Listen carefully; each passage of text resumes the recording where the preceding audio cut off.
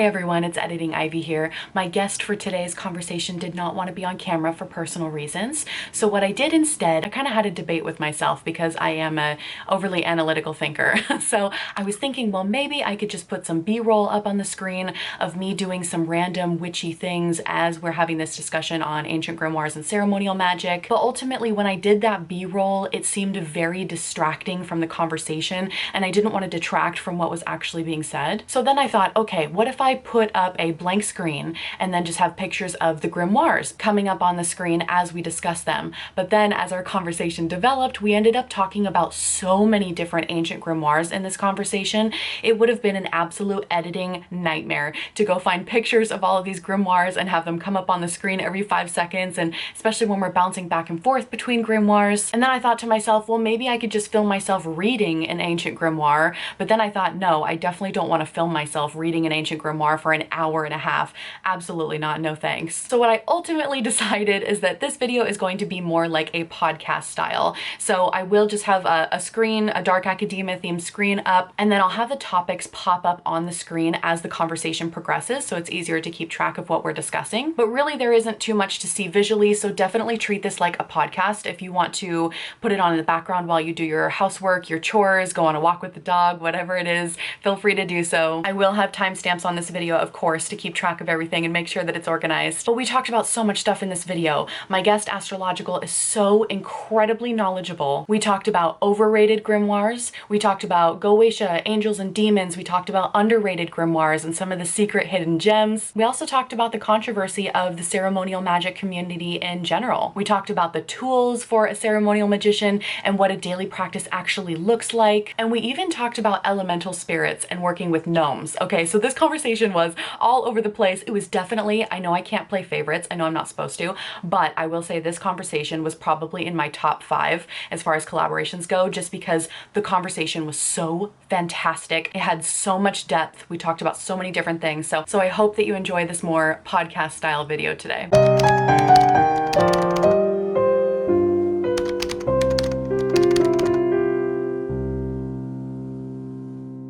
Hello everyone, this is Ivy the Occultist, and today I have a special guest, Astrological, who I will have them introduce themselves momentarily. But today we're going to be talking about ancient grimoires and ceremonial magic, which is something that I have not been able to deep dive into on my channel, and it's honestly been a really long time since I even had a conversation about ceremonial magic, like a good conversation, you know? So anyways, Astrological, would you like to introduce yourself?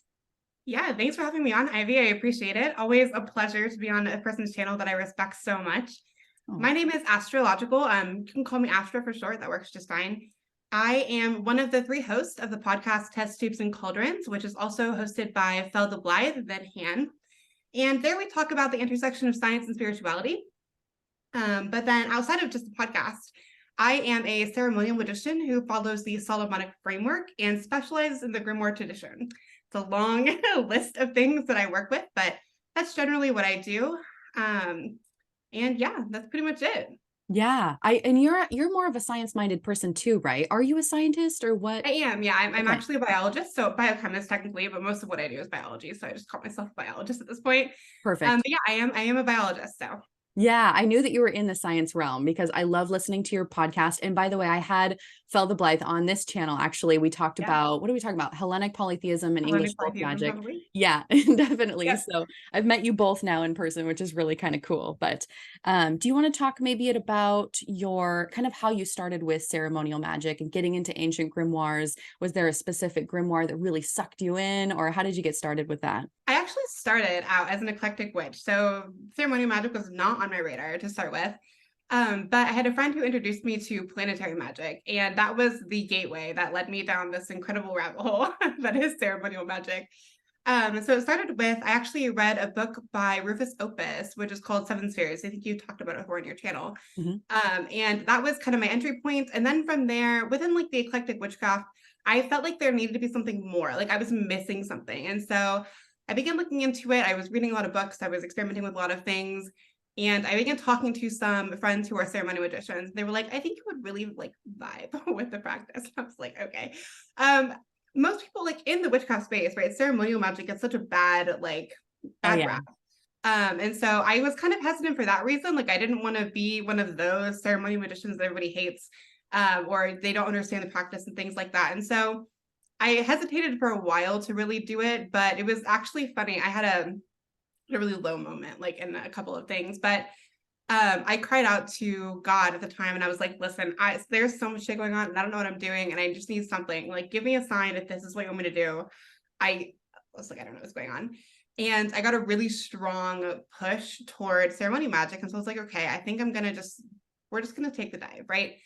And so I began diving. I read Llewellyn's big book of ceremonial magic to kind of get like an overview of what um, ceremonial magic like encompassed as a whole. Because you hear all these traditions, right? You hear like the Limit and Golden Dawn, you hear grimoires, like it's a big umbrella, and like alchemy falls under it as well.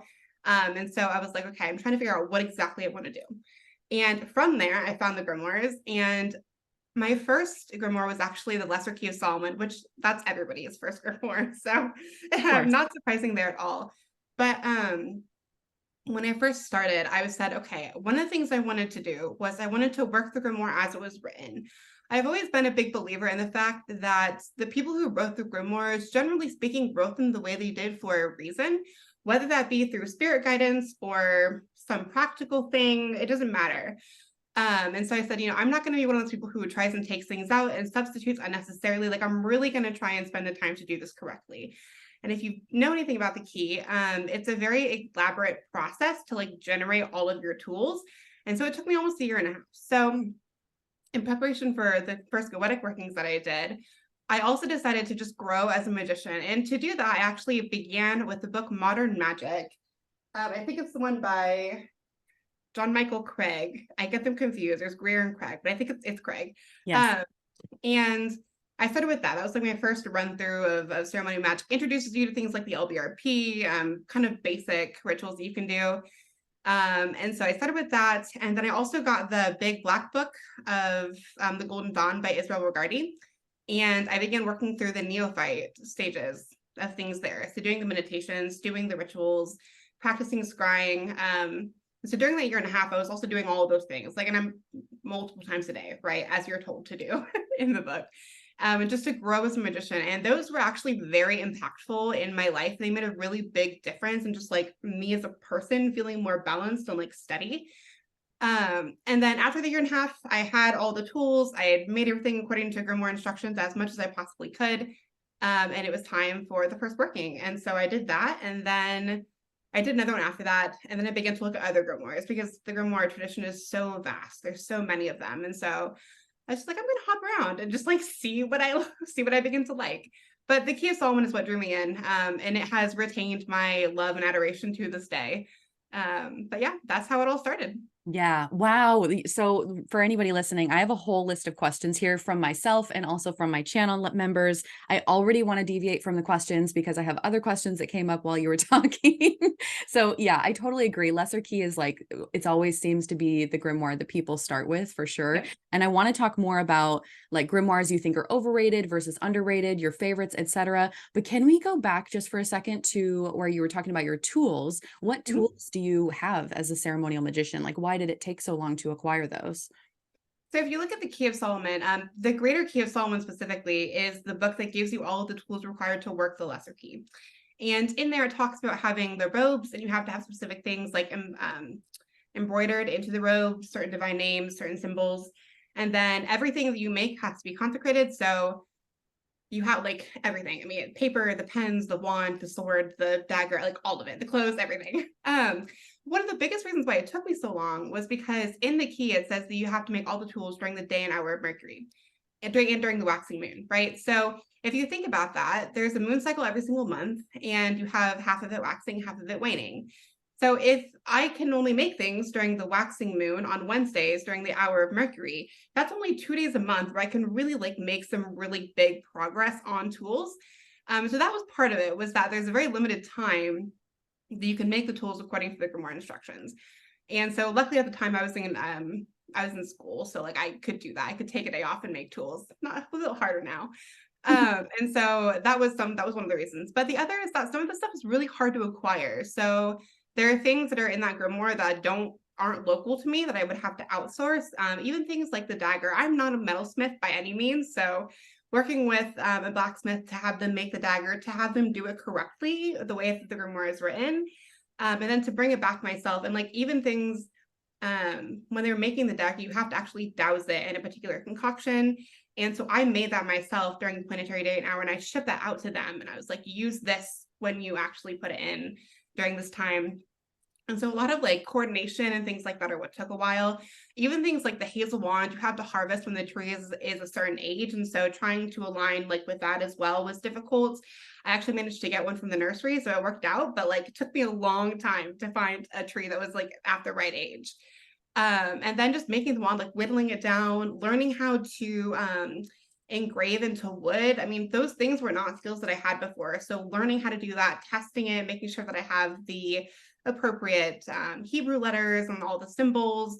I mean, all of those, there was also a lot of cross-referencing because some of the translations of the key have incorrect Hebrew names and divine names, which is problematic if you actually want to work it. And so there was a lot of leaning on prior ceremonial magicians, like who's Fraud SDFB is someone who has a lot of that. Sam Block, Polyphanes on Digital Ambler has a lot of this stuff as well. And so cross-coordinating with them and asking questions, being like, this is what I think, but like I see some deviations. What have these people done, but who went before me? And so kind of all of that collectively was just a trip and a half. But Wow. yeah, so most of my arsenal is the garments, of course, the shoes, the wand, the dagger. I don't have the sword. I don't actually think you need it, honestly. And then like all the paper and stuff has to be consecrated. Your Liber Spiritum has to be consecrated. You have to consecrate pens and charcoal and incense and all of the stuff. So it was a very elaborate process. Yeah, there is a sacredness to ceremonial magic that I think what you said way back when we first started this recording, how ceremonial magic has such a bad reputation sometimes, but really it's so sacred. It is. Everything's sacred. It takes time to consecrate, to get all these tools. I'm so glad that you talked about that a little bit more because I feel like that part's not talked about and people just don't get it who aren't into it. So And would you, even the way we store things, right, is very sacred. yeah. Like where you wrap it in this silk that's also been consecrated. So it's not a cheap thing that we're wrapping it in. And of course we have to write, symbols and stuff on that and consecrate that as well. But then it's also being kept in a space that it smells good. It's of sweet perfume, right? And so I know Aaron Leach in his Secret to the Magical Grimoire book talks about using I think it's called Kaifi incense because of the sweet smelling aroma that it has. And so even making that is a bit of a laborious process. And so making that and then like keeping it with everything, but also making sure that nothing gets stained or it's all the tools are very sacred. They are not something that I just pull out willy-nilly. Like once something is consecrated in my practice, you will not see it because it's special and it's been consecrated and like I'm just not showing it to you. And so just even still now after all these years, those tools are still very sacred and I wouldn't just pull them out to do stuff willy-nilly. Right, right. Well, that makes sense considering how much time you put into getting those tools. Would you say that you are an exclusive ceremonial magician? Like, is that the only type of magic you do, or do you dabble in other paradigms? Kind of what's your vibe with that, I guess? I am not exclusive necessarily, although I will say most of what I do is grimoire in some fashion. But like I also do a lot of astrology. So the Picatrix was another grimoire that I picked up and read and was like, oh, I like this a lot. Like let's consider working this a little bit. And there are people who say that you can't work the Picatrix, and I think they're right in some extent. But I think you can pull like a lot of image magic from the Picatrix really well. And so I will sometimes pull things from that using astrology, doing elections and things of that nature to incorporate into some Solomonic rituals. But generally it's mostly grimoire, it's mostly ceremonial. I don't really deviate too much. Although I will say, Balthazar Conjure, I don't know if you know who that is, but he has a YouTube channel and I worked a lot with a lot of his stuff. And it's kind of this combination of Solomonic and hoodoo magic put together. It's very effective. It works very Oh, well. And if the pomp and circumstance of ceremonial magic is not appropriate for what I'm doing, or I don't have the time, or the timing is just not going to work out, then I will sometimes take a more folk magic like route. But one of the misunderstandings about ceremonial magic, quite honestly, is that everything we do is pomp and circumstance, and it's not. The majority of my magic actually would look very folk-like to a lot of people. hmm. But the real difference is that when I first begin working with the spirit, there is a formal introduction, and that's where the larger ceremonial rituals come into play.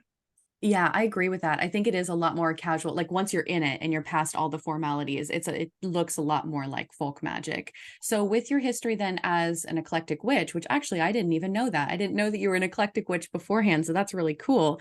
Would you say what is the benefit of doing a more ceremonial magic style that you've seen, if you can even, speak on that?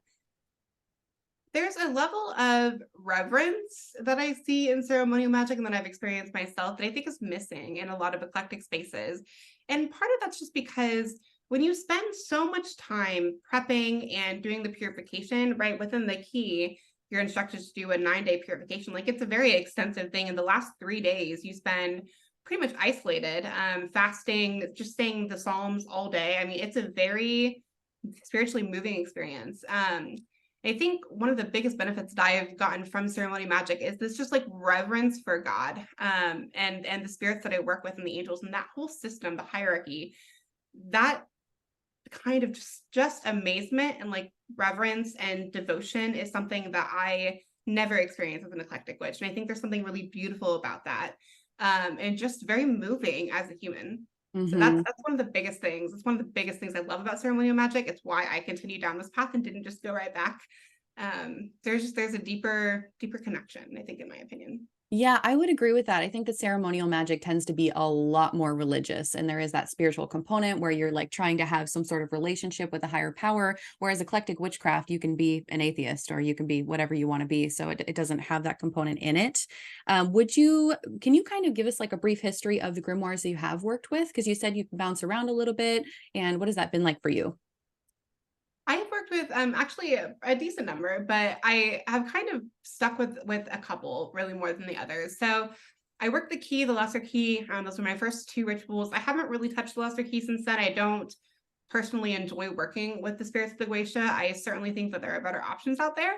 And so my next grimoire actually after the key was something called the Arbitel. And the Arbitel is a much lesser known grimoire where that focuses on the Olympic spirits. And I'm not talking about the Greek Olympians, different, the Olympic spirits. And that grimoire is so unique in its simplicity. And it's funny because I think ceremonial magicians look at it and they just like don't know what to do with it because it's so simple. Because the instructions are live a pious life and then pray. Like that's all you Oh, have to do, wow. really. It's very simple.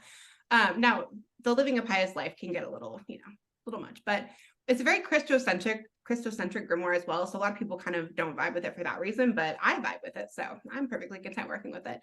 And so the Olympic spirits were really my first main spirit allies, and they remain the primary ones to this day. And I work with them a lot. And they've just been wonderful throughout my practice, providing insight.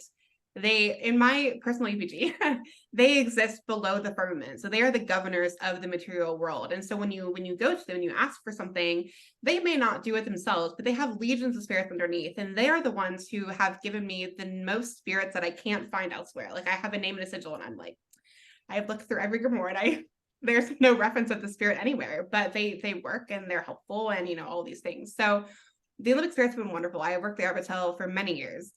I also did a brief working with the Heptameron that went a little bit awry. Oh no. Fine. So if you actually read the Heptameron, so that's the fourth book of occult philosophy is the Heptameron, but there have been other translations released. In fact, Joseph Peterson just released a book last year, I think, called the Elucidarium Necromantiae, and that's a precursor to the Heptameron. And I'm actually prepping to work that like later, much later, but we're getting there. Sure. Um, and I work the Heptameron, and if you read it, it talks about a part where when you call the spirits, legions will appear on the out circle and they'll gnash their teeth and you'll hear horrible screaming and crying and all of these things. And that was one that because you read the grimoire sometime and you're like, oh, it's exaggerated, right? It's not actually going to be this way. No, it was that way. It was a Whoa. very terrifying experience. So much so that I didn't go through the working. I shut everything down. I didn't do it correctly, so there was like some lingering stuff, but that was an interesting experience. I actually haven't gone back to work that Heptameron since then. I've kind of just scared myself off from it a little bit, but Whoa. I will go back there and I will work it again. I have had many more years of experience at this point. I think I can handle it moving forward. But then the other big thing that I really focus on are the pentacles. So the Greater Key of Solomon has the planetary pentacles that most people are familiar with. And that has been a really big source of interest recently. So within the last like year or so. And I really dived into their history, their use, treating them not like talismans, which is what a lot of people do, but more like as a way to get in contact with the spirits of the pentacle. And so those have been interesting. And the veritable Key of Solomon, for example, also has a lot of pentacles in it that are very similar to pentacles in the Greater Key. And so looking at both of them and kind of figuring out what would be the process of a magician to make your own pentacle? How do you go about doing that? What are the things you need to look for? So that's been a big area of study recently. I've also worked with, there's a grimoire called the Book of Gold. That's a 17th century Psalm-based grimoire, and it has some astrological stuff in there too, very basic astrology, but it's there. And I've done some workings out of that. It's very simple. It's things like, write a psalm on a glass plate and wash, like with water-soluble ink, wash it off and wash your face to obtain favor from people in authority or in high up places. Very simple workings. It was published by David Rankin. It's a wonderful grimoire. Those have kind of been the main ones that I work with, but I reference a lot of grimoires. So I reference like the 6th and 7th books of Moses. I've referenced the Hygromantia for some water scrying divination. Good Lord, what else? Let me just look at my shelf. You do have a lot of books. Magical papyri. The Secret of Secrets or the Cunning Man's Grimoire is another really good grimoire. It's a little bit more folky-ish, although it has a lot of ceremonial in it, so maybe not. But there's some rings of like planet oracles that are in that book that I've done. And so I've kind of pulled from a lot of different grimoires, or at least tried things from a lot of them.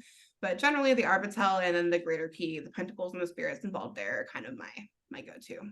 Yeah. Wow. There is so much that I want to dissect out of everything you just said. There are so many, because you brought up Goetia. There's a question. We're going to talk about Goetia later on. You talked about your spiritual experiences working with different entities, which we're also going to deep dive into later on. Oh my gosh, this is already gearing up to be one of my favorite conversations. I just know it. So thank you for that. Awesome. It's one of my favorite topics. I could talk about it for hours. So fantastic. Okay, so let's deep dive into grimoires a little bit more then. So what grimoires would you say are totally overrated and you're tired of hearing about them?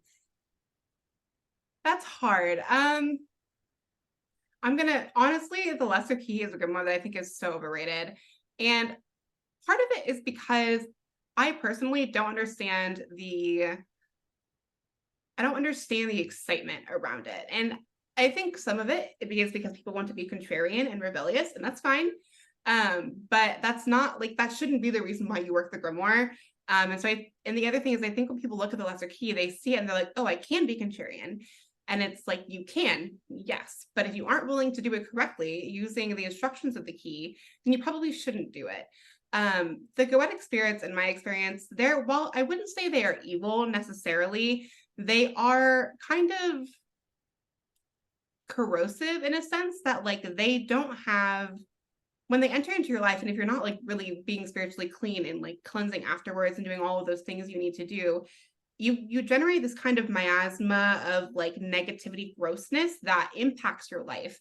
And it's something that I've seen in like friends of mine who have primarily worked with these spirits. Like they were, really cool, and then they're working with the spirits a lot, and I see them become really angry and things become very baneful. And I see, just like their life kind of go to shambles. And well, I won't fully attribute anything to the spirits in that case. I think a lot of it is also just like real life decisions. I do think that it does have an influence. And so one of the things, like I know there's another way to work with the spirits of the Goetia that's called demonolatry. That's become very popular in recent years. And, people are welcome to do as they will. But I think my biggest concern with people who work as a demonolator is that they've removed all protection that the Greater Key and the tools in the circle provide you as a practitioner. Like within the Greater Key and all of those tools, it's not about having the tools. It's about what the tools do for you and how they protect you, right? The black-handled knife is one that allows you to control spirits because of its Saturnian and martial qualities. The circle has divine names and angelic names, and within kind of a spirit framework, you have a hierarchy. And so these angels and these divine names like help you control the spirit and like keep them obedient what you're asking them to do. When you take all of those protections away, I think you open yourself up to a lot of liability as just like a practitioner and your life. And I don't think there's a good reason to do that when you have other spirits you could call upon. That's a whole separate discussion. But yeah, so I think the Lesser Key for that reason is very overrated. I don't think you need to work with those spirits. Like do something else. Let's see, other overrated grimoires that I've heard about so much. I think the Well, Heptameron. Go ahead. oh, I was going to say, before you move on to other overrated grimoires, I just wanted to say, so I can already hear questions from channel members right now, or subscribers asking the difference between demonolatry and demonology, because I think more people are familiar with demonology, which I think, correct me if I'm wrong, demonology is the study of demons and then working with them, doing rituals with demons, and demonolatry is like the worship of demons. Is that right? I really couldn't tell you the difference, to be totally honest, but like from a Oh, scholarly perspective, right? Demonology is just the study of the demonic, of demons, right. of chthonic, usually entities of some kind. Demonolatry, the way it's been described to me, is people worshiping these spirits. Now, there certainly is probably more there that I'm unaware of, so I won't speak for them, but yeah, demonology, like scholastically, is just the study of, whereas demonolatry does seem to be about worship. Yes. Okay. Just wanted to kind of clear that up a little bit. And yeah, I don't understand what the obsession is with the Goetia either. By the way, I need your opinion on this. Is it Goetia or Goetia? Because I always said Goetia, and then people corrected me saying it's Goetia. And then looking up into it further, there's no way to really prove which pronunciation is correct. What is your opinion? Goetia. I call it Goetia. Okay. I know there are people who say it's Goetia. I don't really think it matters, quite frankly. That's like one of those semantic arguments that nobody Right? actually cares about. So call it whatever you'd like. I don't really think it matters. Yes, exactly. Okay, thank you for clearing that up. Okay, back to overrated grimoires. Take it away. I kind of think the Heptameron is a little overrated, mostly just because of the way people talk about it a lot, and I get kind of tired of hearing about it. And I'm like, okay, yeah, we all know the Heptameron. Like, move on. Um, Other grimoires that are overrated, honestly, it's mostly the Lesser Key that I think is the most, because it's all I hear about. Like, all I hear about. Oh, I hear people talk about the PGM a lot, but the thing is that I think the PGM like deserves the notoriety that it has. I don't think it's overrated as much as it's talked about a lot. Sure. But there's such a variety of the PGM. I think it's a really cool grimoire. If people don't want to work in like a Judeo Christocentric framework, like the PGM is a good grimoire to look at. Those are the three I'd kind of say are the ones that I hear about the most, that people Yeah. talk about the most. People talk about working in ways they perhaps shouldn't work with them the most. Sure. You know. Sure. I am so surprised you didn't trash the Kabbalion. Although the Kabbalion, I don't even know if I would consider it an ancient See, grimoire. I don't But even consider the Kabbalion a grimoire. So okay, okay. I know your stance on the Kabbalion. So that's kind of where we disagree a little bit. But again, I mean, I'm coming from a chaos magic perspective. So I love the Kabbalion. It's great. I'm a lazy witch. It gives me what I need for my rituals. So boom. I think I like in all fairness, I think the Kabbalion is fine if you really want a very set framework that you can pull from. Like Mhm. those 7 principles are really easy for people to see, understand, and pull from. I don't think it's actually very reminiscent of Hermeticism as a whole, and I would argue that if people really want to learn about Hermeticism, they should read the Hermetica first, and then they should actually read the corpus. Granted, the corpus is written in an English style that is very difficult to comprehend, and there are groups dedicated to like going through it and helping you understand it. The Hermetic House of Life is a Discord that does just that, but I think the Kabbalion, I'm kind of like, meh. I'd rather you go read the Right. corpus. But that's just me. That's yeah. So I've always recommended the Kabbalion to beginners because even though it's not like it does not give a good full picture of Hermeticism, it at least gives people a taste and it also puts people in the conversation because I feel like people either love the Kabbalion or they absolutely hate it. And I feel like it's important for people to read just to decide for themselves whether they do hate it or not. And then if you really want to get into Hermeticism, yes, read the Corpus Hermeticum, like obviously go that route. But yeah, that was so funny that we had for anybody listening, we had this conversation offline another day about the Kabbalion. So, okay, so let's talk about grimoires you think are underrated. So, what are your hidden gems, your favorites? The Arbitel is one of them. Like I said before, nobody works it, and I think it's the biggest shame on the planet. Like it's such an easy grimoire, and especially like if you don't want to do the really heavy ceremonial stuff. Like the Arbitel doesn't require that of you, and so it's a good kind of starting place, a middle ground of sorts. And like I said, there are some ceremonial magicians who are well known in the community who have worked at the Arbitel, and they always incorporate extra things. So they'll pull things from like the Golden Dawn. They'll add the LIRP or one of the hexagram rituals. And it's unnecessary. It's totally unnecessary. The one time I did that, the Olympic spirits were like, "What are you doing? Stop." And I was like, "Okay, I will stop." Like, got it. It's so simple. It's not necessary to add anything. And so I think for that, it's very approachable.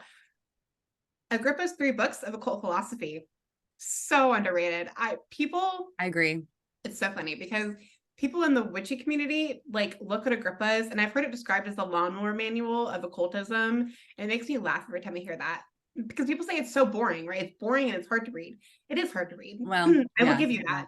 But it's certainly not boring. And a lot of, I think, the theory questions that people have about magic could actually be answered if they went and read Agrippa's 3 books. The first book about natural magic, I could do without. Like, it was great, but it's kind of just there. But the second and third book specifically, like, because it's divided into kind of 3 books talking about the 3 different worlds. You have the natural world, the astrological world, and the celestial. It's generally how it's split. And I just think he, within like the astrological and the celestial, he does such a wonderful job of talking about the theory of why we think things work and where correspondences come from. That's where you'll get a lot of like correspondences in the community. They're like, where did this come from? And I'm like, oh, well, actually, in Agrippa's 3 books, it talks about this. Like, he answers a lot of those questions. So I think it's really beneficial for people to read that. It's less so a grimoire in terms of practical working, but in terms of the theory of the occult, it is one of the most underrated. People don't read it, and I don't understand why. Agreed. Generally speaking, probably like, especially from a witchcraft community standpoint, a lot of the older grimoire, not the older, the more recent ones. So things from like the 15th to 17th, actually arguably like 17th and later grimoires, a lot of those are really folk magic like. And so they have a lot of combinations like from the PGM. You'll see a little bit more saint work. A lot of that ceremonial stuff will kind of be taken out, or at least like decreased a little bit.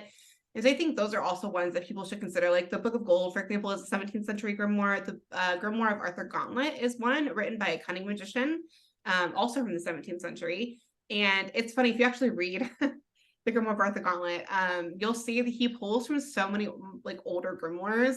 So the first page of the book is rules about working with Cyprian, and then he has invocations of the day from the Heptameron, and he pulls some stuff from the Key, and he pulls some stuff from the PGM. And it's funny, when you read a lot of these grimoires, you begin to really see some of these things. I'll also say, and this is harder to access if you don't have like Jewish history or Jewish heritage, because a lot of it is heavily based in like Kabbalah, which is a very complicated topic in and of itself. Yeah. But I think like Sefer Yetzirah and Sefer Raziel, both of those grimoires are also wonderful, and they're really good for helping you understand the hierarchy of the spirits and like how you can ascend and descend through the heavens. I think they're really good for just like framework enhancing understandings.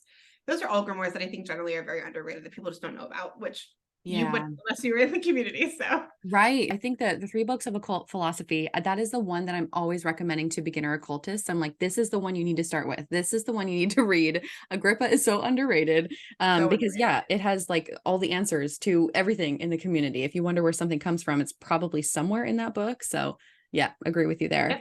Do you follow, let's talk about your personal practice a little bit more. Do you follow spells and rituals verbatim, or do you kind of adjust things for your own practice? It depends. I mean, I don't ever follow anything verbatim. Unless it is a full ritual, and then I will follow things as verbatim as possible. But generally speaking, I've been doing this long enough now that I've developed my spirit team, and so needing to do a full ritual to meet a new spirit is uncommon for me at this point. So generally, I'm not following anything, like doing anything by the book. Most of the time I will combine things, or I will do a version of like what Balthasar Conjure, again, I think his workings are wonderful. They're simple and they're easy, and you can modify them a little bit. So I do a lot of like his style workings, his Kabbalistic candle magic. And I follow his script a little bit. I make my own modifications, but I don't usually follow things verbatim. I do make changes. A lot of times the changes are me combining things. So for example, I did a working recently. I'm only sharing this because it's over, but there was some land that was open to be bought. And where I live, there's a lot of homeless people who live in the city. And one of the people the groups who were planning to buy this was essentially a homeless helping group. and they were going to buy it to build apartments for people living on the streets so they wouldn't have to. It was a wonderful thing. And I was like, yes, great. Like, we should do this. But they were in a bid with an apartment complex who are much larger and have a lot more money, right? And so I was like, we don't need another apartment complex. There's so many of them. And so I was upset when I heard that this land had been bought, like the apartment complex had won the bid. And so I was like, I'm gonna not let this happen. So before I do anything, I always do divination ahead of time to get kind of a green light, go ahead. So I did that. I got a green light. Great, we can move forward. And there I actually did a combination of magic from the pick tricks. So using image magic, I utilized the Mansions of the Moon for one of them that is like associated with destroying buildings and creating rifts between people. And so that involved creating kind of 2 wax images and then doing the astrological timing stuff and then having them face each other, tying them together and burying it in the ground. So I did that. That was the first part. And then from there, I kind of let that take effect for a while. And there was building for a time, and I was kind of annoyed with the spirits because I was like, why? Like, they're still building. Like, what's going on? Why isn't this working? Right. Because I'd also done working with Samael and some of the martial angels and Venusian angels. Actually, I did both to kind of help sow and create this discord. Martial for the destruction of the building, some Venusian along with Martial to create tension between relationships. And I actually called those spirits up and I was like, what's going on? They're still building, right? So like, what's the barrier? And, can we do anything about it? And they essentially told me to chill. And they were like, we're working on it. And they were like, if you haven't noticed, right? But the building has slowed. They're not working as much as they used to. And they're certainly like not on track to finish. And I was like, I didn't know that. I would have no way of knowing that, right? And so they were just like, you need to just relax for a second. I was like, okay, fine. So I like chilled and I let them do their thing. And then I remember there's one morning I was on my way to work and I was listening to the news and I heard about a fire that had happened on that street that I knew this land was on. And I was I like side-eyed it a little bit and I was like, was that like where I think it was? And what happens? I got to work and I got online and I looked it up and it was that land. A fire had started and the building had been destroyed. It all collapsed. And I was like, wow, that is the way to do this. And so it was destroyed. And so because the land had been destroyed and they had so many issues, turns out the people who were the initial apartment builders who were building stuff, they had a lot of problems with contractors. So either them not showing up, them not doing a good job, whatever. And it came out that the fire actually started because of an electrical issue from the contractors that they had hired. And so essentially the land was put up for bid again. The apartment complex was like, we don't want to redo this. And so then it got lowered because of everything that had happened. And so the company initially for the homeless people was able to buy it at a very discounted price. So then of course, right, like everything has gone according to plan, except for my, lack of patience. And so then I had to go and I wanted to essentially pull out the talismans from the Picatrix because I no longer wanted that area to encounter that kind of tension and then destruction, right? Like I do want the houses for the homeless to be built. So I pulled that out and then I essentially melted them down to get rid of the influence and then threw them away. And then I went and I blessed the land using a blessing that I have from another grimoire. And everything it's actually finishing being built now. So it's supposed to open in middle of 2024, which is really exciting. So wow. that was a combination thing, right? So I did some Picatrix stuff. I did some of the Balthazar stuff. I did blessing from another grimoire. It kind of all mixes together, but I do pull and I don't really do things verbatim. It's kind of whatever's needed. Yeah. Wow. That is a crazy story. Oh my goodness. And I love that you are kind of mix and matching. Of course, that appeals to my chaos little heart. I'm like, yes, pull from all these different grimoires, Yeah. do whatever you want to do. So my follow-up to that question was kind of about how to avoid the modern eye interpretation, but it sounds like that so you don't necessarily follow it verbatim. And I guess for somebody that was trying to follow it verbatim, do you have any advice on how to avoid the modern eye interpretation? So here's the thing about grimoires that people don't understand. It's that they're not meant to be followed. I mean, okay, let me rephrase this. The grimoires are a key. They are a way for you to get your foot in the door in order for a spirit to listen, to like meet you and listen to you, to give you time of day. That's really their purpose. They're more okay, you've done all these things, you've prepped and you've, purified yourself and you're calling me using the correct timings and things. And that's enough to get me to stop and listen. And once you've done that and you've met a spirit and you've formally introduced yourself, typically what happens is you'll ask the spirit to give them an alternative way to contact you. And this can be a variety of things. It can be a prayer. It can be a sigil and a prayer. It can be a sigil and like donating or doing something for the spirit. I mean, it really is variable. And then from then on, you use that method to contact them much more quickly, to have them come and help. And so when it comes to following the grimoires verbatim, once you've already established contact, it's not necessary. And so even when it comes to like looking at modern interpretation of the grimoires, it doesn't, your interpretation is kind of irrelevant, quite honestly. And this is where I think a lot of people tend to fall into a pitfall of, I need to understand exactly why everything is the way it is. And the truth is that you don't, you just need to do it. Follow the instructions of the grimoire. Don't bother asking questions because you don't need to. And do the conjurations, get the spirits to come, and then they'll give you an alternative method, at which point you no longer really need the grimoire. I think that's the other thing, is that once you've done it once, like, and you have that spirit, you don't really need the grimoire. Because the other thing that people tend to think is, oh, I have a grimoire and I have, lists and lists of spirits. There's so many. And I'm going to conjure all of them. Like, that's so much work. Okay. I do not have the time or desire to conjure all of these spirits. I'm not going to conjure all the demons. I'm not going to conjure all the angels. I'm not going to. Listen, your girl's lazy. I don't have the kind of time. I don't want to. And so it's really about being very intentional about building your spirit team, because once you've kind of had spirits join your team, eventually you're going to have like a good variance of spirits around you. Like I have the Olympic spirits, right? I have angels. I have sublunar spirits. I have elementals. Like I've got spirits of all kinds, just like chilling in the spirit team. And then it's a matter of just calling the spirit that is most relevant to what you want to do up and saying, this is what I want to do. Here's how I want to do it. This is like theoretically the timing that it would take. Is this something that you can fulfill, or can you point me to another spirit who could fulfill this without you? And typically, if they can't, they'll find somebody for you. And then that's a matter of, conjuring them up and introducing yourself. Or sometimes you don't even need to do that, and they'll give you a quicker way to generate that spirit. So the interpretation doesn't matter. Like a modern interpretation is kind of irrelevant. I don't think you need to worry about it. Just do the work and the spirits will inform you from there. I think that's a great answer. You answered that so perfectly. So thank you. I appreciate that. So since you mentioned it, let's just skip into, because I was going to ask, which direction I want to go. Let's talk about spirits more, because I'm so intrigued to talk about your experiences, and we can talk about, your most meaningful or impactful relationships you've had with different spirits, the spirits that you're working with currently, or maybe even spirits that have been absolutely horrifying. I would love for you to just like go on a rampage talking about your journey with spirits. Yeah, I work a lot. Like, again, I work a lot with the Olympic spirits. They are my go-to. They're interesting.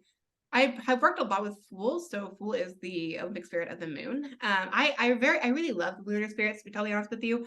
I think they don't get as much recognition as they should. Here's my rant. Jupiterian spirits get way too much recognition. Like, we need to chill with Jupiter, okay? I'm sorry, like, I love you, Jupiter, but like, come on, too much. There's too much. And people don't work with the malefics nearly as much as they should. Like, Saturn and Mars are so underrated. Agree. And people are so scared to work with them, and like, don't be. They're wonderful. I mean, they can be a little scary, but they're wonderful. And I think the moon as well. There is this idea kind of in like the Kabbalistic tree of life, and even in so many other grimoires, you'll see this mentioned, where like the moon is the gatekeeper of manifestation into the physical. Everything must pass through the moon. And working with Fool has really kind of solidified that idea that like everything must pass through the moon. And so it's to your benefit to be on like the good side of the lunar spirits and to work with them really to bring about this kind of manifestation. And even if you think about the moon's connection with like psychic, visions and clairvoyance and stuff like that, it makes sense because it's essentially allowing you to see what would typically not be manifest because of your, like, the lunar spirit's influence, right? You're able to see these influences come down and exist within the world. And that's very much something that the lunar spirits have helped me with is sight. Actually, when I was learning how to scry, it was the Olympic spirit. It was Fool of the Olympic spirit of the moon and Gabriel and a few other lunar spirits that really enhanced my ability to scry and see spirits. I also love Mars. Me and Mars we're tight. We're buddy. I'm speaking really informally. Like, please keep in mind that most of my interactions are with these spirits are very formal, but like in speaking with them, I'm, talking informally. But me and Samael have a good connection. I have a lot of respect for the martial influence. I think there's a lot of, I don't know how to put this necessarily, but this idea that Mars is just about war and destruction and fighting and creating tension and all of these things. But the martial spirit to me is more about rigidity and rigidity, determination. It can be this fiery, sense of destruction. But I oftentimes think about the Roman legions, right? And one of their greatest powers was that they were so organized as like large groups, right? Like that was what gave them so much military power. And Mars has always kind of had that same nature to me, this like rigid structure of this is how we're doing things, and there's a reason why we do it this way. And that kind of influence of Mars, something that I've always held very closely to.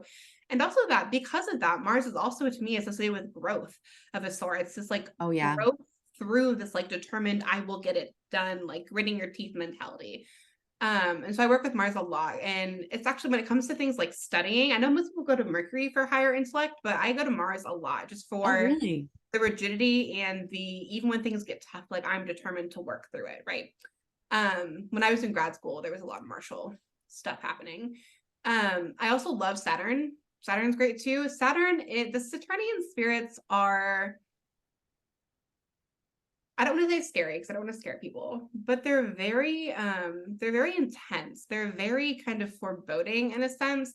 I remember the first time I conjured Aratron, which is the Olympic spirit of Saturn, and it was really terrifying because the whole room like it was like the settling of blackness. It was very unsettling. I felt very uncomfortable in my interaction, to be totally honest with you. Yeah. And eventually I was in a room that got like a decent amount of light from the window, and I had a candle going. And I remember just feeling totally enveloped because everything around me was darkness and all I could see was the candle in front of me. And it almost felt like there was just this black dense fog all around. And that experience has actually been kind of confirmed by another friend of mine, another magician, which is so interesting. But Aratron was really intense in that way and like a very foreboding feeling. And I was like, oh God, I really don't want this right now. Yeah. But yeah, and some of the other Saturnian spirits have that same kind of like just disquieting kind of atmosphere. They're wonderful spirits to work with. They have made, great impacts in my life, but working with them has always been kind of unsettling. I can agree with that though, because I just have to speak on that. I work Yeah. with Saturn a lot and Mars a lot. And I totally agree with what you said about Mars, because it's really about like drive and ambition for me and getting stuff done and gritting your teeth. But Mhm. Saturn for me very much feels like death, but not necessarily in a bad way. It can be creepy and it can be scary, I guess, just depending. But there is this quietness, there is this darkness. I love using Saturn for protection. I am always using Saturn for that. But you're right, there is like this foreboding element to it. And I think in more modern interpretations of Saturn, correct me if I'm wrong, but I think people drop the idea of death and try to not talk about it and pretend that Saturn has nothing to do with it. But really, if you look at older texts, there is like this death component to Saturn. So anyways, I just had to say that. No, that is it's issue. It's really actually a bigger problem, I think, in astrology. Like this is why I don't like modern astrology, is because I think they nicify everything. And like the Mars and Saturn are the malefics within the 7 classical planets. Their aspectings are not they're not favorable. Now they can have some favorability, right, in terms of like stabilizing something, but generally speaking, it's not usually a good thing. And so people are over here giving like positive thing. I'm like, what are you doing? Like, this is not how this works. But yeah, I think Saturn too, I don't associate Saturn strictly with death, but I do associate it with like really extended periods of time. And I think with it in cycles of a sort, right? And I know people would often associate the moon with cycles, but like Saturn cycles to me are also a thing. But the thing with the Saturnian cycles is that they are so long that we only live enough to see a short portion of that. And because of that kind of that associated with these cycles, there is a cycle of death associated with where we only see part of it. And then we die, but it's continuing. It's this continuous cycle. Right. So I think in that way, Saturn is very associated with death, but it's more so just that we are only a small part of the cycle, and then you die and things continue. Yeah, the Saturnian spirits are wonderful. I don't vibe with Jupiter very much. Like he's really great. I really don't. He's great in some ways. But generally, me and him we don't get along that well. Well, now I'm curious, are you, if you don't mind me asking, if you don't want to disclose this information, that's totally fine because I love Jupiter. What are, can you share maybe your big three? I'm just curious now. Oh yeah. So I am a Pisces sun, a Aries rising, and a Sagittarius moon. Are you kidding me? We're both Pisces Not sun, kidding. Sagittarius moon. Are we That's, really? yeah, Wow. that's insane. What, at least in tropical. In tropical, that's the case. Okay, yeah. Yeah. Whoa. The funny thing is though that like my Pisces people often I tell them I'm a Pisces sun, they're like, no, you're not.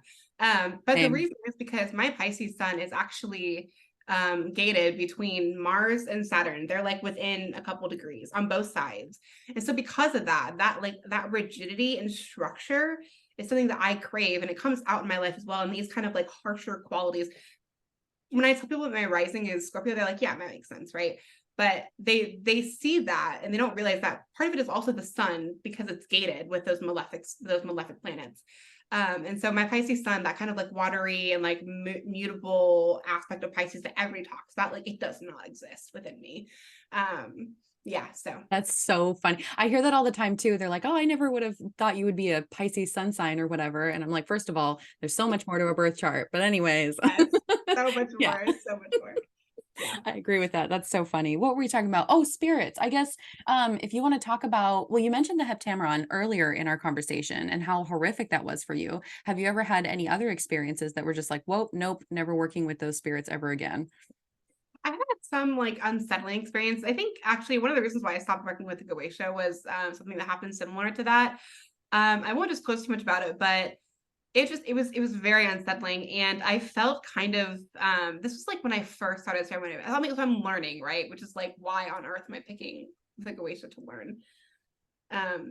Looking back, that was not my wisest year, but those spirits really taught me that like you have to be very confident and like you have to know what you want as a magician, because what happened is essentially the spirit found a loophole, and this is the only time I've ever had to do this, but I did have to use like put the sigil in the box and hang it above the fire with the coals and be like, do this or else I'm going to make your life a living hell.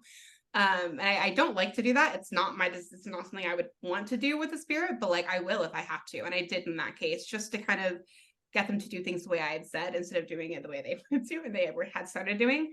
And so after that, that was kind of the moment where I was like, I don't really know that I want to work with these spirits anymore. Like whatever, it's fine. Other people can, but like I don't. It's not my vibe. I tend to work more with celestial. I would do a lot of celestial stuff, but I love the elementals. They are also a very underrated group of spirits, I think. And also the calls are, again, very simple. You've got the prayers. They're in multiple books. You can find them. You can find information about the elementals in a lot of Paracelsian writings. And the prayers specifically, I think, are in both of Eliphas Levi's books, if I recall.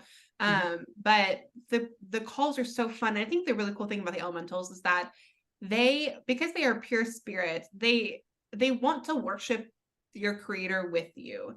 And so it's really fun when you can call them and come stand beside me and let us worship together. And that's what the prayers are. They are essentially a prayer of worship. And just to have them beside you and like you all worship, it's such a beautiful experience. One of the things I tell people all the time, if you're going to start, you need to either work with the Olympic spirits or work with the elementals. Both are very friendly. They're very willing to help you. And the elementals are just so fun to be around.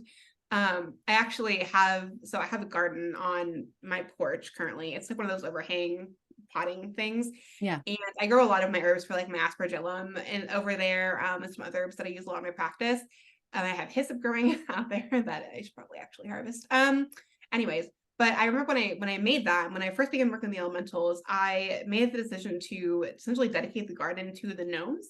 And so that is a place for them. I got the idea from the Conjure Codex book, the first one, I think, where someone talked, I don't remember who it is.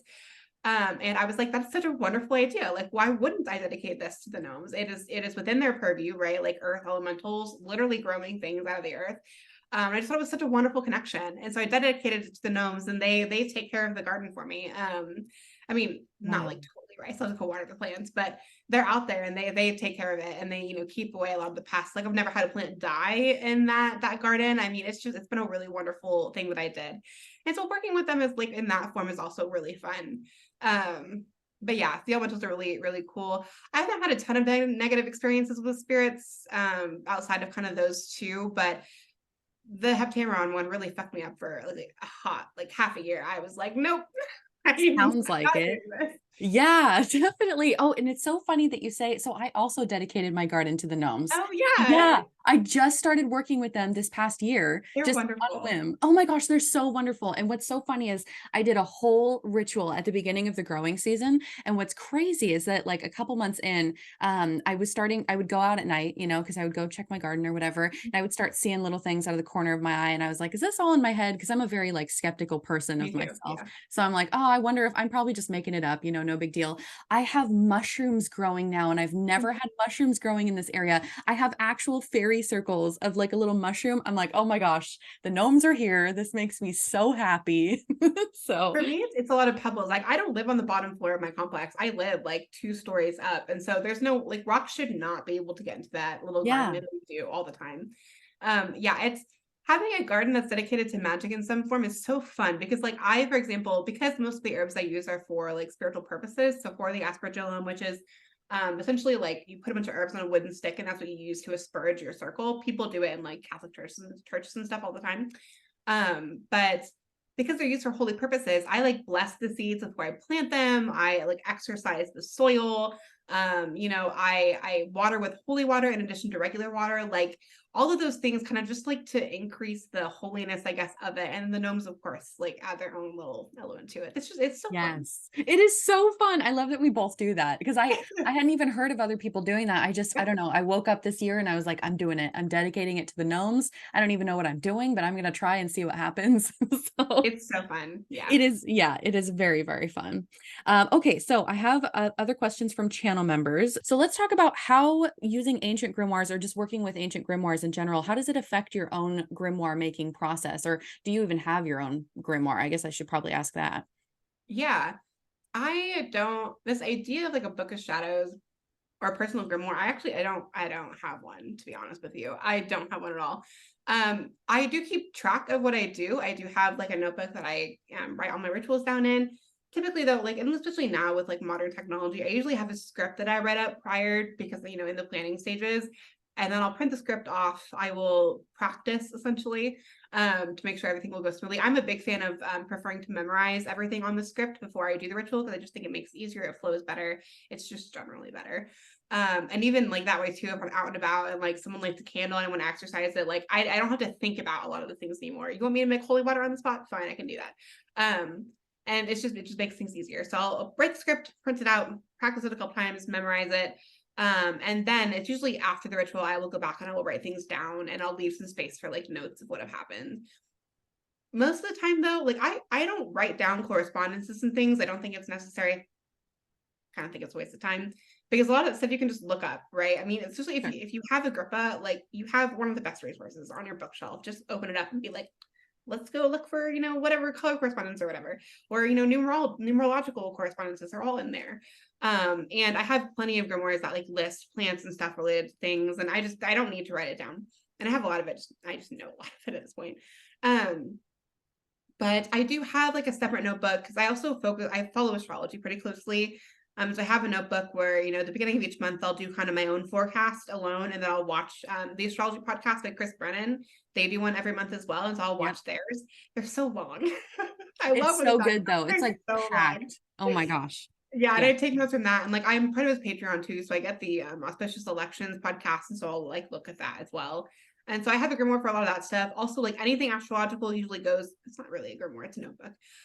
Anything astrological goes into that notebook. Things that I'm thinking about. If I have ideas that are astrological, I might be like, oh, like make a note to go look at this. And then I really just have my own like book of notes that every time I read something or if I start to read something, I will pull it out and have it with me and I write it down. Every Saturday morning, I actually go to a coffee shop and I just read a grimoire or something. And I'm usually there from like 8 to noon or something. And so that's when I do like a lot of my noting and stuff like that. But I don't have this like large, beautiful grimoire. I just don't. I mean, I have like Sure. my Liber Spiritum that has all the spirit seals and stuff, but that's separate. It's not really a grimoire as much as it is like a living working book that if I opened it to a page, the spirit would come. So no, Yeah. just like general using that. But kind of a collection of notebooks. Yeah, it's probably pretty liberating for people to hear that. For people that it's like, oh, okay, I don't have to make this giant, beautiful grimoire. I can just do what I want. And yeah, so I appreciate you setting that, setting the stage for that, Yeah. setting some expectations. There is something to be said. I work with a lot of divine names, right? It's a big part of ceremonial magic. And so I will say that there's one thing I don't do, which is I don't throw away anything that has like a divine or angelic name on it. I think that's disrespectful. So I actually just recently was talking to a friend and they recommended taking them to a Jewish temple. They have a box. I can't pronounce it for you. I will have to look it up later. Where you can put a lot of this stuff. It's actually how like some of the Dead Sea Scrolls and stuff were found, is by being kept in these boxes and they were preserved over time. So I tend to put a lot of stuff in there, like even sometimes like paper things that I create, I will actually take them to that box instead of burning them or throwing them away because I just think it's really disrespectful. So but that's another thing too, like if you do write some divine name of some kind in a book, like just be aware that it's probably not respectful to just like throw it away later. That's something That's I a don't really think good we'll do point. I'm sorry. Yeah. Oh, I said that's really a really good point. I wouldn't have even thought about that because I feel like for me, I've always been more of an atheist struggling to believe in anything at all. So I'm coming from like the totally opposite end here. And like you're right, that probably is super disrespectful to do something like that. So yeah. Do you Like names are power, right? And uh-huh. so when you write down like a divine name of God, like if you write down the tetragrammaton, right, in its Hebrew form, um, I that's not something I would ever throw in the trash because it's Mhm. just the power of God is within the name. I mean, the name is God, God is the name, right? So in Mhm. essence, like he is on the paper. And so in that case, like I would never throw that away, even with the angels too. Like I think it's very disrespectful. So I would Mhm. never do something like that. But I think that goes for, any pantheon. If you actually believe that these are actual spirits, like actual gods, it's a sign of respect more than anything. In Yep. that case, don't take it to a Jewish temple, but dispose of it respectably or just keep it in a collection yourself. Yeah, I think that's a great idea. Let's go deeper into Goetia or Goetia, Goetia, whatever. We don't care either way. So there was a question from a channel member asking if you had experience working with these spirits. It sounds like you do. And the channel member would like to know if you have any advice for witches that are interested in going down this rabbit hole. I have advice you're probably not going to hear. And my advice is that if you aren't willing to do it correctly, that you shouldn't do it at all. Mm-hmm. And it's really more for your protection. On like, I'm not trying to be difficult or say, you can't do it. You are more than welcome to do it regardless of what I say. The way that a lot of people work with these spirits is removes a lot of the protections that are there within the initial system. And so I think if you're going to work with them, you should do it correctly. You should do it the way that it's written. You should make the tools the way that they're written. It's not going to be easy. Again, like sourcing those things can be really difficult. It will take you time, but it's important for your protection. And so I think if you really want to, that's fine. Just know that it's going to take you some time before you actually do a ritual because you have to get all that stuff. Um, but then my other recommendation is just don't work with them. Like, there are so many other spirits. There's so many other groups of spirits who are far more amenable to human interaction than the Goetic spirits. Even other chthonic spirits, I think, are arguably better than working with the Goetia. And so a lot of people work with them because they're available and they're well known, but that's not a good reason to work with them, in my opinion. And I think you can find so many others, so many others. Begin working with your genus loci. Like, what better spirits to have in your court than the ones that are around you? It's things like that I think I would push more people toward that than the Goetia. But if you do want to work the Goetia, do it correctly.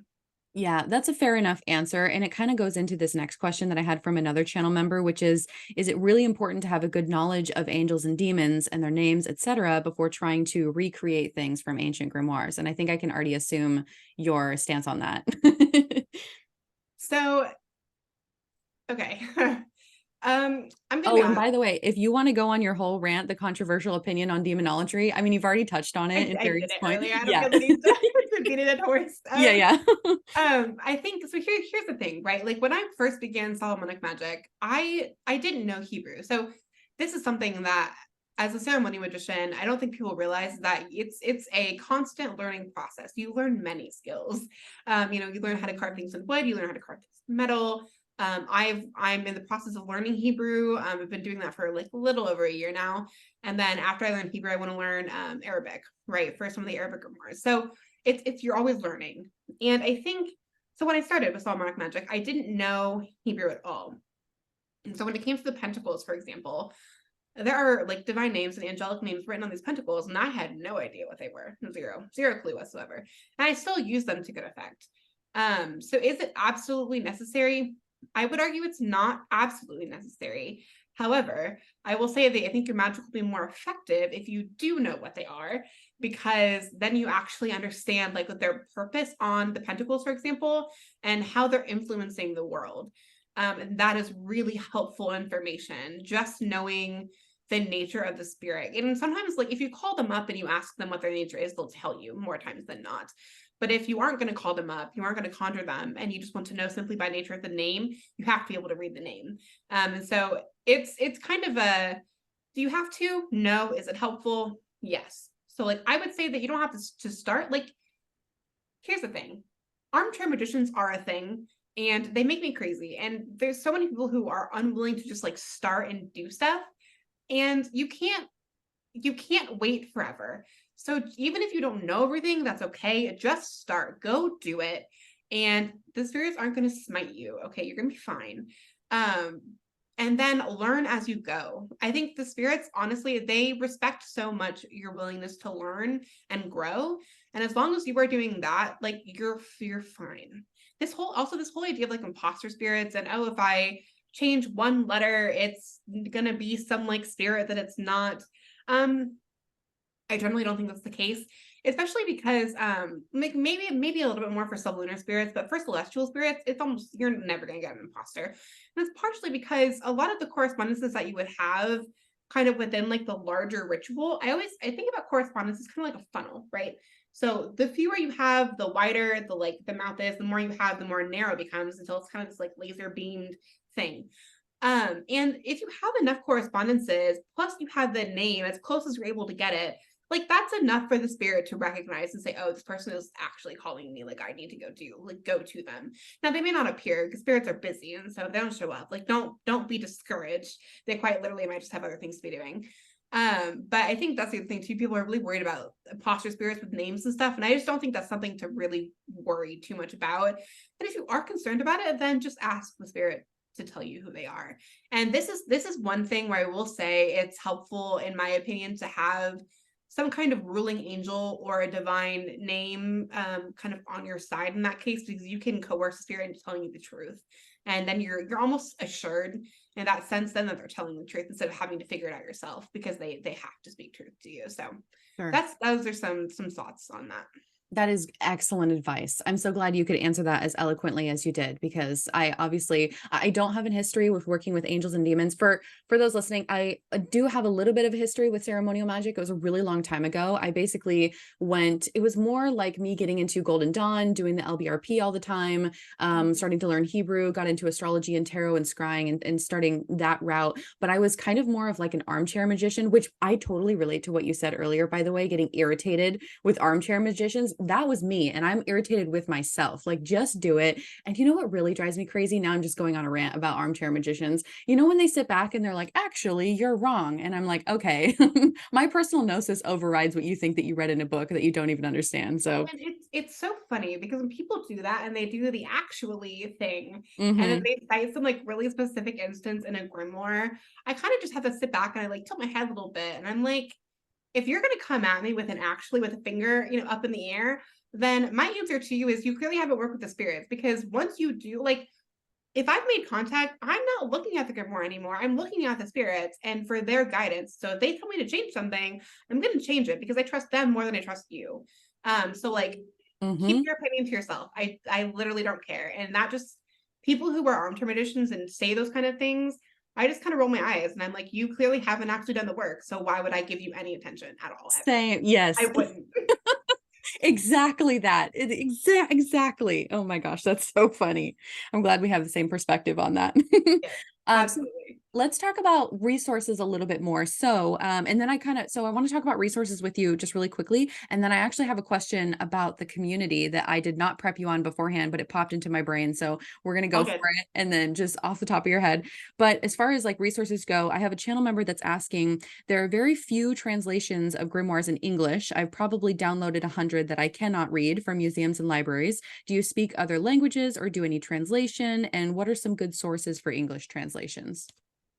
Yeah, that is a huge, it's one of the biggest, saddest things in the Grimoire tradition is that there are so many Grimoires in other languages that we have not gotten around to translating yet. I don't have a lot of advice for you in terms of finding English translations because, to be quite honest with you, they simply just don't exist. We have some excellent Grimoire translators, such as Stephen Skinner, or Stephen Skinner, depending on how you pronounce his name, and then David Rankin. Joseph H. Peterson is a wonderful translator as well, and there are others that I'm certainly forgetting off the top of my head. But they do excellent work, but it's so much work. And in fact, there are a couple of podcast episodes on like Glitch Bottle and some others where they talk about kind of the intensity of translation work and having to look at so many manuscripts to write and translate these books.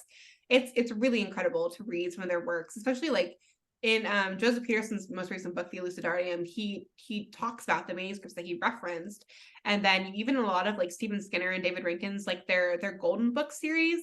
If you get any of those, like for example, I'm thinking about the Hieromantic because it's on my shelf and I can see it right there. And there's like a whole section in the front where they talk about each of the manuscripts. They talk about the differences between each, and even they'll even mention like, oh, here are some differences in the circles that we see. Here are some differences in like these, conjurations and whatever. And it's such a massive undertaking to look at all these translations.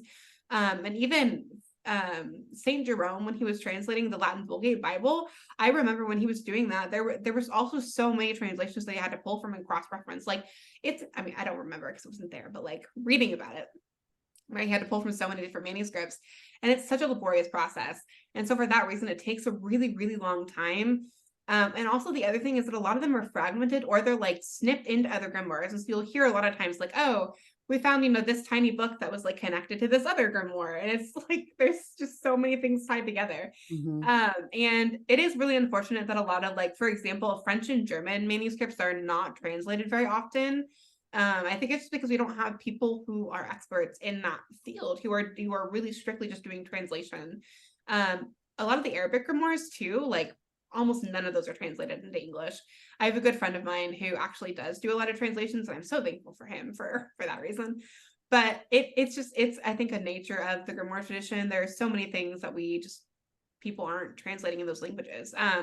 If you want to become the next translator, like please by all means, we need more of them. I do not feel like I have the the attention to detail or quite frankly the expertise in languages to be able to translate anything. My Latin that I learned, through high school and in college is cursory at best. It helps me understand things, but it's certainly by no means what I say I'm good enough to be a translator. And then I'm also learning Hebrew, right? But that's more to understand like divine names and stuff. So Yeah. if you want to become that person, like please, we could always use more. Right. Yeah. Yeah. No, I so agree. Especially the Arabic grimoires. I knew you were going to bring that up too, because that's a huge issue. There's like nothing in English. So do you have resources then, as far as, because I know there's probably so many websites to access grimoires for free. And how do you acquire them? Do you purchase all the grimoires that you work with? Just kind of resources in general, All the recommendations. ones that I worked with are in English. They've been, translated. And so those ones I do mostly buy. Mhm. I have a whole bookshelf over here full of grimoires that is overflowing. I need a new bookshelf.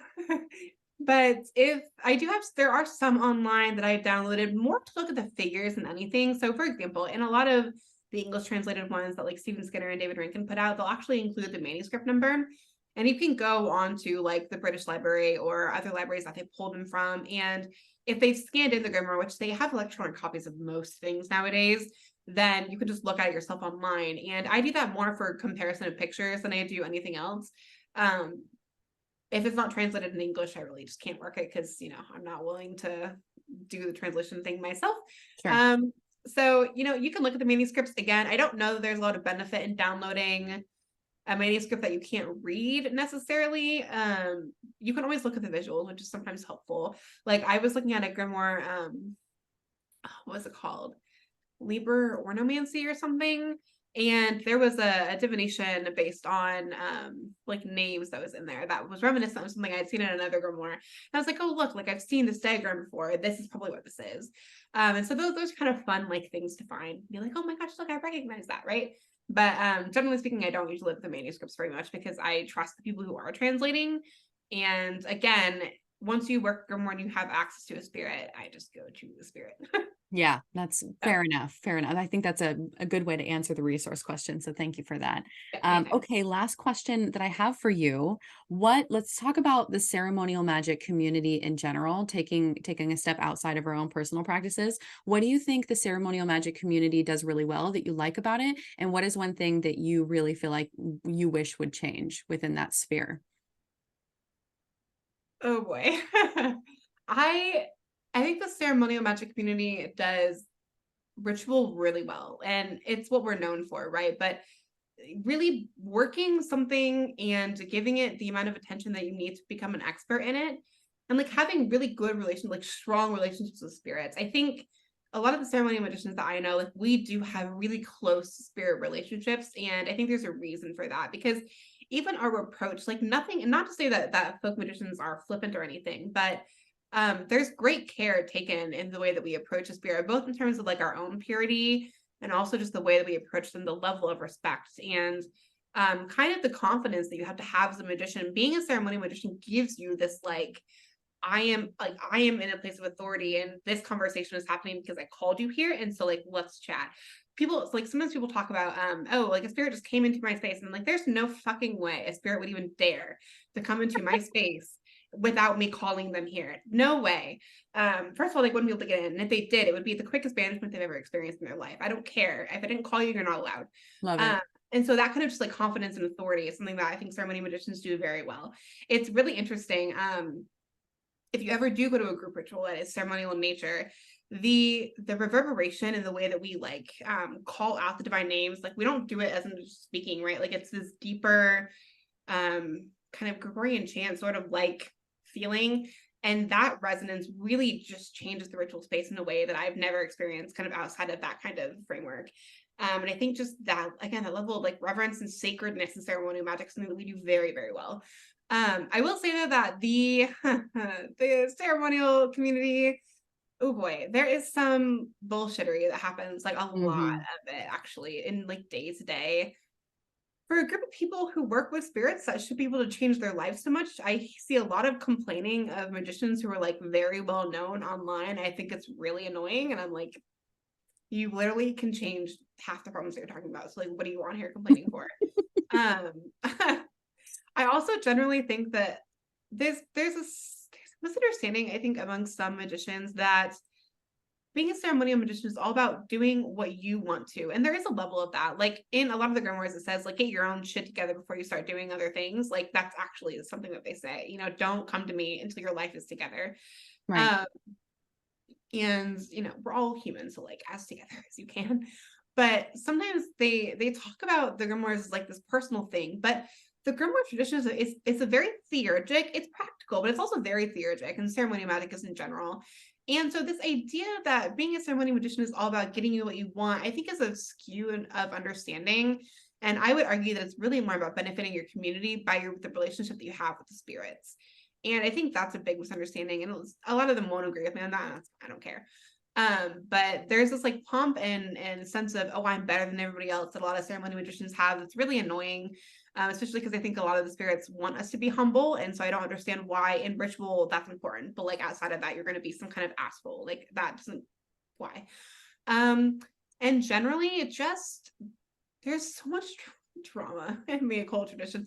I have wanted to like join a lodge for a long time. Like that sense of community with practitioners who do the same kind of stuff that I do because like realistically being a solitary sort of Solomonic magician and you know ceremonial magician in general, so many people in the community, like the larger occult community, including like witchy and otherwise, they don't understand what I do. And it becomes very difficult to have conversations with people who don't have the same understanding of the world.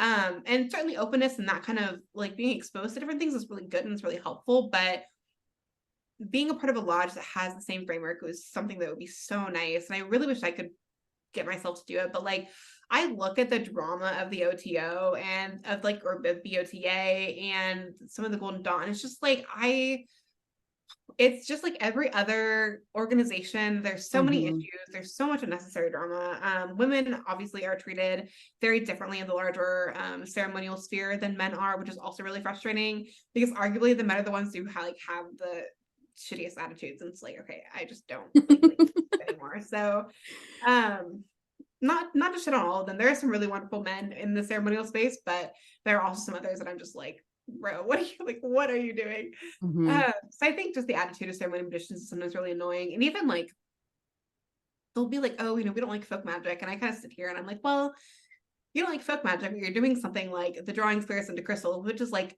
arguably one of the more folky systems within ceremonial magic. Yeah. So like what's the problem?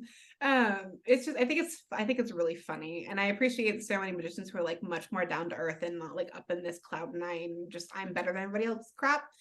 I think that's what we could do better as with ceremonial magicians, even just like engaging with other like folk traditions and other people who believe in other pantheons and stuff like that, because it's not that we're better, it's a different system. And a lot of people think that because, well, there is a certain level of like Christian hate within the witchcraft community. And I understand like why it came about, right? Like religious, I get it. Like I grew up Baptist. Okay. Like I totally understand.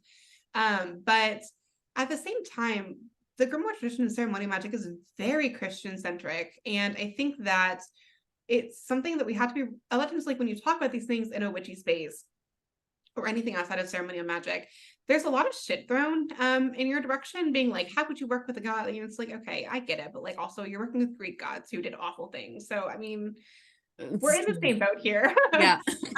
And that can be kind of frustrating. And I think just like more grace and empathy toward one another in those conversations would be really useful. Like don't attack me and my faith, and like I won't do the same. I don't think it's appropriate for us to do that to anybody anyways. So like this also the idea of like, some ceremonial magicians are like, oh, I work with God, like the God, and so I'm better than everybody else. And it's like, okay, yes, in my framework, like I agree with you, we work with the God, which is like the ruler of everything, but not everybody believes that same thing. And so this kind of like arrogance of, oh, I'm better than you because I have that, is not fair, I don't think. And it's just unnecessary, and it creates so many barriers that don't need to be there. So kind of just like the attitude in general of ceremonial magicians, I think could change drastically for the better. That's kind of one of the things I'd like to see change the most.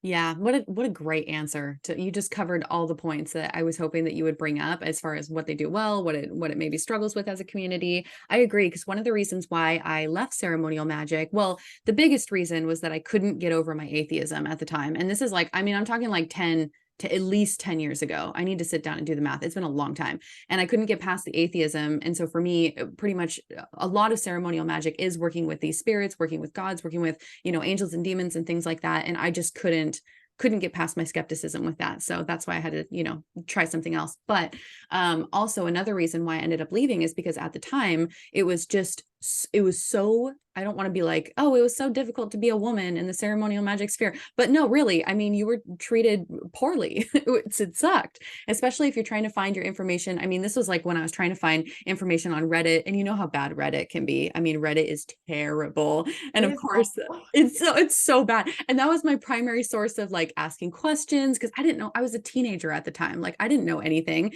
And so it was just so awful. And I was met with so much resistance once people found out I was a woman. I was talked down to, and I was like, okay, maybe this isn't for me. So I'm so happy that you're here representing the ceremonial magic community, and that it's not all that. I know it gets a bad reputation it's for not that. all that, and it's really unfortunate that it exists like that, because even I find myself in a lot of like, I'm in so many ceremonial groups like on Facebook and other places, and I don't talk a lot in those groups for a reason. I kind of just like sit and read things, because it's also this idea of, again, like for some reason a lot of men in the ceremonial space like think that you have to do things one way, and if you change anything at all, they're like, how dare you? And it's like, yeah, okay, whatever, like you change things too. Sure. It's funny, people still say that, and then I read a book that they wrote and they're like, oh yeah, I made this change, and I'm just like, whatever. Did the same exact thing. Yeah. It's so silly.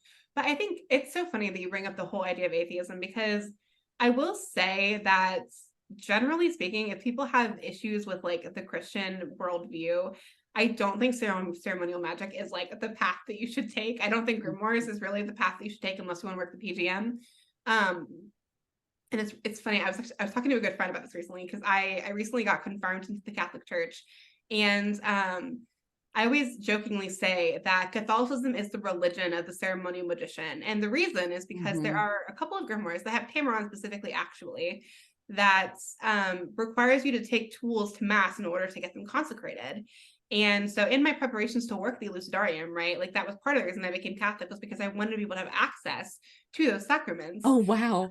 I wanted to have access to like holy water properly prepared by the priest. I wanted to have access to, you know, even like in the key, right, there's the confession of the exorcist, but how much more powerful would it be for you to do the confession of the exorcist, but also actually have gone to confession and have been absolved of your sins? Like, there's so much like occultism and ceremonial magic in Catholicism. People have no idea. It's so funny to like listen to people hate on magic, and I'm just like, okay. Yes. And so that, I think that's a big thing too, is that the grimoire and the ceremonial tradition is very Christian centric. And if you have been traumatized so much that just the idea really makes you cringe or makes you really uncomfortable, like it's really not a good place to be, because of how heavy it is in working with that. But you know, everybody has their own path, and it's certainly not for everybody.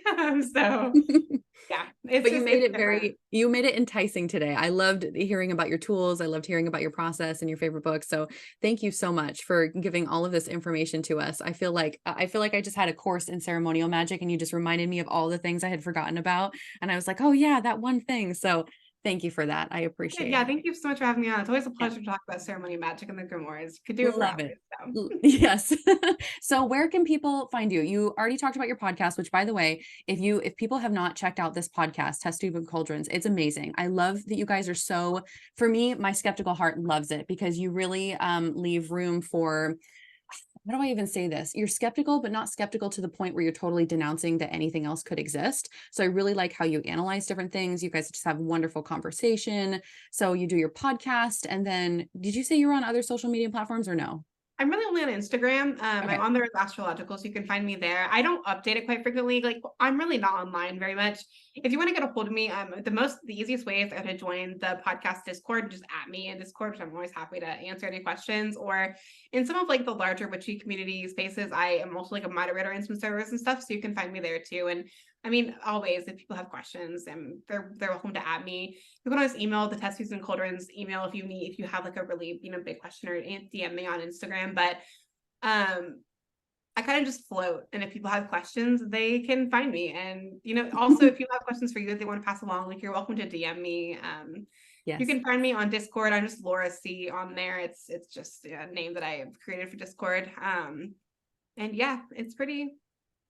I'm kind of floating. I don't have like a specific thing list.